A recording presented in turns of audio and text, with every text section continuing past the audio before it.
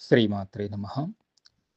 ఆత్మబంధులారా, ఒకప్పుడు లోకకంటకుడు, ధర్మనాశనకర్త అయినటువంటి మహిషాసురుణ్ణి సంహరించడానికి దేవతలందరూ యుద్ధం చేసి విఫలమయ్యారు. ఆలోచించారు,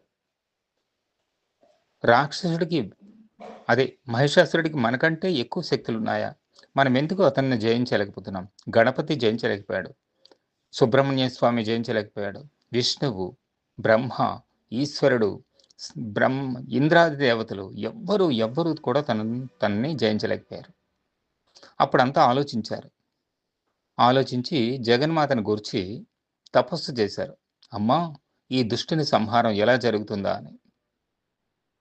అప్పుడు జగన్మాత ఆదేశించింది, మీ శక్తులన్నీ ఏకం చేయండి.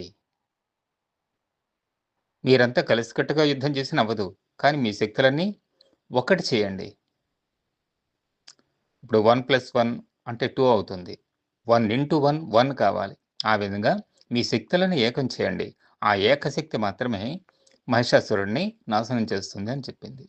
అప్పుడు దేవతలందరి, త్రిమూర్తులు, త్రిమాతలు, ఇంద్రాది దేవతలు, అష్టదిక్పాలకులు అందరూ వాళ్ళ శక్తులను, తమ శక్తులన్నింటినీ ఒకటి చేశారు.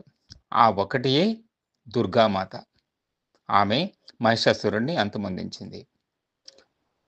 ప్రస్తుతం ఈ యుగం అలాంటిదే.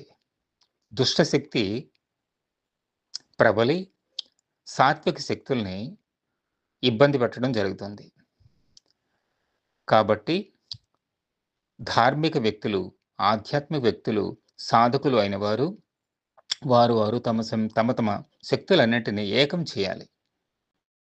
ముందు చెప్పినట్లుగా 1+1 = 2 అవుతుంది. 2 కాకూడదు.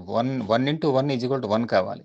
ఆ విధంగా ఆధ్యాత్మిక శక్తినంతా ఏకం చేసి మనం ఆ నెగటివ్ ఎనర్జీతో పోరాడవలసిన సమయం ఆసన్నమైంది. సో దీనికి సంఘటన శక్తి అంటారు, సామూహిక సంఘటన శక్తి అంటారు. అలాగని ఒకే దగ్గరికి రావటం కాదు, ఒకే విషయంపై ఫోకస్ చేసి అందరూ పోరాడటం అంటే పాజిటివ్ ఎనర్జీని పెంచడం.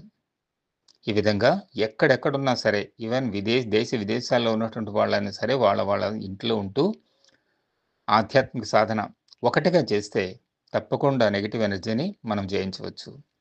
శ్రీమాత్రే నమః. For more information, please subscribe to our channel.